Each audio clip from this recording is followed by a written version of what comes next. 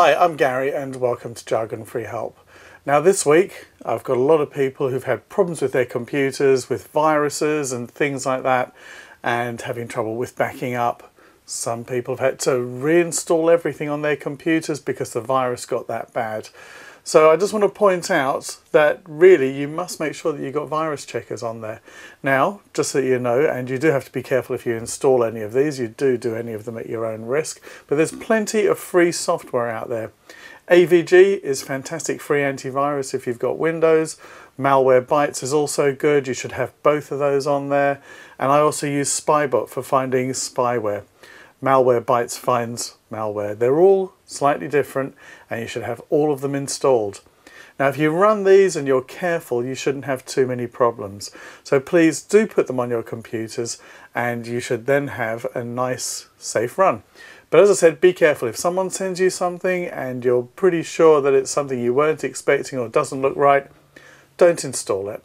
You're only going to get trouble. So just be careful. And what you do find is that certain people are always very good at sending these things through. So you kind of get to know whether or not they're good or bad.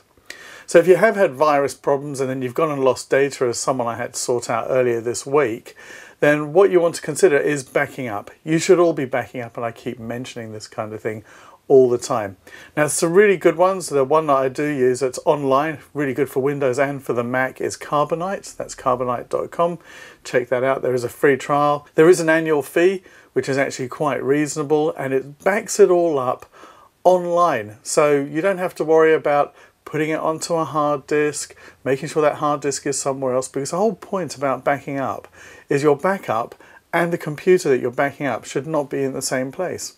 What if you have a fire, or there's floods, or it gets stolen and both get stolen? So if it's off-site, you could then easily retrieve it onto a new computer anywhere that there's an internet connection. So that's really good. Carbonite, fantastic. If you've got a Mac, then you should really take a look at Time Machine. And what you do is you plug in a hard drive, or you can use their time capsule, which is wireless, and it has built-in backups there, and it will back up pretty much everything. The way that it works on a Mac is it actually wants to know what you don't want to back up. So when you set it up, you tell it things to exclude. I don't include the video files because they're just quite simply too big, and I actually just back them up as and when, because they're not changing that often. So that's a really good tip for doing things like that. Okay, so you've got your backups going on there. The nice thing about Carbonite and also Time Machine is the files are so easy to retrieve. Something like Time Machine, which as I said is good for the Mac, I'd like to see them bring it out for Windows as well. What it does is it backs up hourly. At the end of the day, it then takes the last backup and turns that into your daily backup. So you get a daily backup there. And you can easily just then go into the Time Machine and go back through your timeline to retrieve things daily, weekly, monthly, and you simply just restore that file. It's just so easy, and you can see it there. So that is looking after your computer, backing up, also making sure that you're not getting viruses, malware and spyware. Really, it's a good idea to just check on these things. They can cost you a fortune and lots of time and lots of heartache as well if you haven't done any of this. Now, just another thing about keeping yourself protected as well. Now, one of the things I do see is some of you are using Twitter and Facebook and you're checking in. That is, you're actually giving away your location of where you are. And we're all very security conscious these days. And really and truly, don't check in. Don't tell people where you are. Don't tell them that you're at home and where your home is. Honestly, if any of that security gets out there, you know what? You're making yourself prone. Telling people you're away on holiday is not a good idea, or that you're out. Don't do it. Please don't do it. It's not a good idea. So just be careful.